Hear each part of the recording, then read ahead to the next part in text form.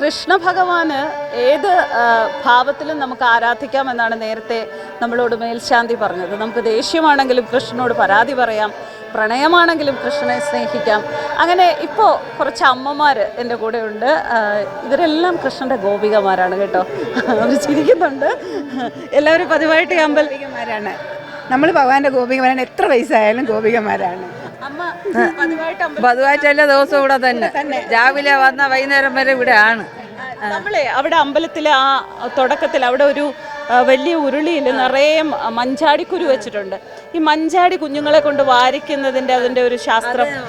മഞ്ചാടിക്കുരു വാരണത് ഭഗവാൻ വികൃതി കാണിക്കണതാണ്. പല രീതിയിലും ഭഗവാൻ ഗോപിയന്മാരെ കൊണ്ട് പല വികൃതികളും കാണിക്കുന്ന കൂട്ടത്തിലാണ്. അതുപോലെ ഈ മഞ്ചാടി വാരുന്ന കുട്ടിയെല്ലാം അതുപോലെ വികൃതികളായി വരും. അത്ര ഇതാണ് മഞ്ചാടി. അതാണ് ഈ കുഞ്ഞുങ്ങളെ കൊണ്ട് മഞ്ചാടി വാരിക്കണത്. അപ്പം ആഗ്രഹങ്ങളും മഞ്ചാടി നമ്മൾ പൈസ ഇട്ടിട്ട് മഞ്ചാടി വാരുമ്പോൾ അത് നമ്മുടെ ആഗ്രഹമൊക്കെ സാധിച്ചു തരും എന്നാണ് പറയുന്നത്. അത് 11 രൂപ മഞ്ചാടിയിലിട്ട് നമ്മൾ 3 പ്രാവശ്യം ഇങ്ങനെ ഭഗവാന് മനസ്സിൽ വിചാരിച്ച് അത് ചെയ്ത കാര്യം സാധിക്കുമെന്നാണ് മഞ്ചാടിയിൽ. മഞ്ചാടി വരുന്ന പിള്ളേർ നല്ല വികൃതി പിള്ളേരായിരിക്കും. ഇപ്പോൾ ഇവിടുത്തെ ഈ ജന്മാഷ്ടമി ദിവസമുള്ള പിറന്നാൾ സദ്യ ഭയങ്കര കേമാണ്. അതിലെ വിഭവങ്ങൾ എന്തൊക്കെയാണ്? വിഭവങ്ങളെന്ന് പറഞ്ഞാൽ ഉപ്പേരിയുണ്ട്, പപ്പടമുണ്ട്, പരിപ്പ്, സാമ്പാർ, കിച്ചടി, അവിയൽ, തോരൻ. കിച്ചടി തന്നെ 2-3 ഉണ്ട്. പായസം, ബോളി, എല്ലാ സദ്യ. ഓണത്തിന് മുമ്പ് ഒരു സദ്യ അല്ലേ ഉണ്ട്. ഓണത്തിന് മുമ്പ് ഭഗവാൻ. എത്ര പേരാണ് ആ സദ്യ ഒരുക്കുന്നത്? എത്ര പേർക്കാണ് ആ സദ്യ ഒരുക്കുന്നത്? അതിനെ പറ്റി അറിയാം. ഒരു 5000-6000 പേര് വന്നു. 1000-ത്തിനടുപ്പിച്ച ആൾക്കാരുണ്ടാവും. എന്ത് പരിപാടി ഉണ്ടെങ്കിലും അഷ്ടമിരോഹിണി സമയം നമ്മൾ അതൊക്കെ മാറ്റിവെക്കും. എല്ലാം മാറ്റിയിട്ട് ഭഗവാന്റെ ഒരു കല്യാണം ഉണ്ടെങ്കിൽ പോലും പോകത്തില്ല. മനസ്സിലായില്ലേ? നമുക്ക് ഭഗവാന്റെ സദ്യ ഉണ്ടെന്നതാണ് പിറന്നാൾ സദ്യ. ദിവസവും രാവിലെ കാപ്പി, ഉച്ചയ്ക്ക് ഊണ്, രാത്രി ആഹാരം, വൈകുന്നേരം ചായ, ഇതെല്ലാം കൊടുക്കും. തോന്നത്തില്ല. അതേപോലെയാണ് എല്ലാം ഇവിടെ എല്ലാം ഉണ്ട്. അമ്മ പറഞ്ഞ മാതിരി ജന്മാഷ്ടമി ദിവസം ഇവിടെ അല്ലെങ്കിൽ ജന്മാഷ്ടമിയുമായി ബന്ധപ്പെട്ട കാര്യങ്ങൾക്ക് ഇവിടെ വരുമ്പോൾ വീട്ടിലെ ഒരു ചടങ്ങ് പോലും വേണ്ടാന്ന് വെച്ചിട്ടാണ് ഇവർ പലപ്പോഴും വരുന്നത്. അത്രത്തോളം സന്തോഷമാണ് ഇവർക്ക് ഇവിടുത്തെ കൃഷ്ണൻ നൽകുന്നത്. നമ്മൾ ഇതിനു മുൻപും കേശവപുരത്തെ അമ്പലത്തിലെ കാര്യങ്ങൾ വിശേഷങ്ങൾ എടുത്തപ്പോൾ അന്ന് ഇവിടെയുള്ള അമ്മമാരും ചേച്ചിമാരും ഒക്കെ പറഞ്ഞതാണ്, ഞങ്ങൾക്ക് ഇവിടെ വന്നാൽ ഇവിടെ നിന്ന് പോകാനേ തോന്നില്ല. ശരിക്കും നല്ലൊരു അന്തരീക്ഷം തന്നെയാണ് ഇവിടെ. ഇപ്പോൾ നിൽക്കുമ്പോൾ തുളസിയിലുണ്ട് എൻ്റെ ഈ ഭാഗത്ത്. അവിടെ താമരപ്പൂവ് ഇതൾ എടുക്കാനായി വെച്ചിട്ടുണ്ട്. അതുപോലെ തന്നെ മുല്ലപ്പൂവുണ്ട്. ഇതിൻ്റെ എല്ലാം കലർന്ന ഒരു മണം ഈ അന്തരീക്ഷത്തിൽ, ഭക്തിയുടെ ഈ അന്തരീക്ഷത്തിൽ ഇങ്ങനെ നിറഞ്ഞു നിൽക്കുകയാണ്. സർവം കൃഷ്ണാർപ്പണ വസ്തു എന്ന് പറയുന്നത് വളരെ ശരിയാണ്. നമ്മുടെ മനസ്സും നമ്മുടെ ശരീരവും പ്രവൃത്തിയും എല്ലാം കൃഷ്ണനിൽ നമ്മൾ അറിയാതെ അർപ്പിച്ചു പോകുന്ന ഒരു അവസരം കൂടിയാണ് ജന്മാഷ്ടമി. അമ്പലത്തിൻ്റെ വകയായിട്ട് ഒരു ക്ഷേത്ര കലാപീഠമുണ്ട്. ആ ക്ഷേത്ര കലാപീഠം തന്നെ 100-150 കുട്ടികൾ പഠിക്കുന്നുണ്ട്. ശനിയും ഞായറും ക്ലാസ്. രാവിലെ വന്നു കഴിഞ്ഞാൽ വൈകിട്ട് 6:15 വരെ.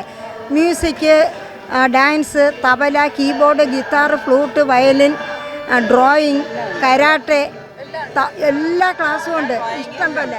അത് തന്നെ കൊച്ചു കുഞ്ഞുങ്ങൾ 2013 മുതൽ തുടങ്ങിയതാണ്. അപ്പോൾ ഇന്ന് നല്ല രീതിക്ക് ഭഗവാന്റെ അനുഗ്രഹം കൊണ്ട് നല്ല പോലെ പുരോഗമിച്ചു പോവുകയാണ്. നമ്മളൊക്കെ അതിൻ്റെ ആക്റ്റീവ് വർക്കേഴ്സ്. അമ്മമാരെല്ലാം ക്ലാസിക്കൽ പഠിക്കുന്നുണ്ട്, ഭജന ചെയ്യുന്നുണ്ട് ഇവിടെ. അതെ, ഞങ്ങളെല്ലാവരും പഠിക്കുന്നു.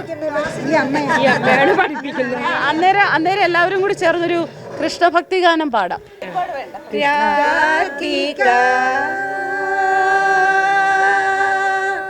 കൃഷ്ണ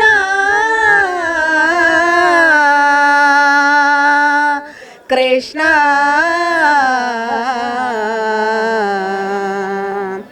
രാധിക കൃഷ്ണ രാധിക രാധിക കൃഷ്ണ രാധിക തപ വിരഹേ കേശവ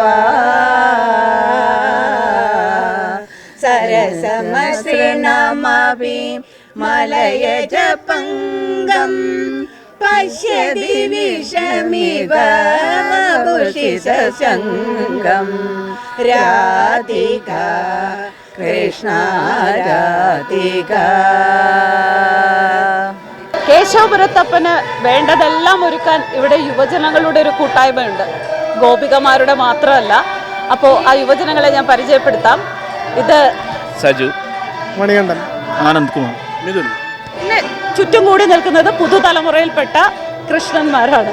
എന്തായാലും എല്ലാവരും കൃഷ്ണന് വേണ്ടി വളരെയധികം ആത്മാർത്ഥമായിട്ട് പ്രവർത്തിക്കുന്ന നാളുകളാണിത്. ഇവിടുത്തെ അമ്പലത്തിലെ ഉത്സവവും ഈ സമയത്ത് തന്നെയാണ്. നമുക്ക് ഇവരോട് ഇവിടുത്തെ പിറന്നാൾ സദ്യയെക്കുറിച്ച് ചോദിക്കാം.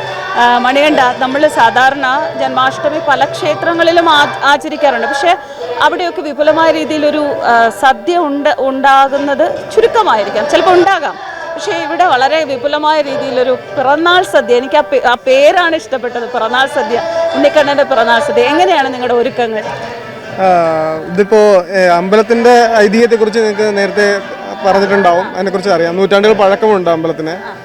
അതുപോലെ തന്നെ ഈ അഷ്ടമിരോഹിണി ദിവസം പിറന്നാൾ സദ്യ, അതായത് എൻ്റെ കുഞ്ഞിൽ മുതലൊക്കെ എനിക്കറിയാം. ഏകദേശം എനിക്കിപ്പോൾ ഒരു 35 ഇയേഴ്സ് ആണെങ്കിൽ ആ 35 ഇയേഴ്സിൽ തൊട്ടുണ്ട് അതിന് മുന്നേ ഒരു 40 ഇയേഴ്സിന് ആകുമ്പോൾ ആ പിറന്നാൾ സദ്യ എന്നൊരു പേരിൽ ഇവിടെ അഷ്ടമിരോഹിണി ദിവസം ഓണത്തിന് തൊട്ട് മുന്നേ ആണല്ലോ ഈ കൃഷ്ണ ജയന്തിയും, ചിലപ്പോൾ ഓണം കഴിഞ്ഞിട്ട് അങ്ങോട്ടും ഇങ്ങോട്ടാവാം. എന്നാൽ പോലും മിക്കവാറും ഓണത്തിന് മുന്നേ തന്നെ ആയിരിക്കും ശ്രീകൃഷ്ണ ജയന്തി എന്നൊരു വരുന്നത്.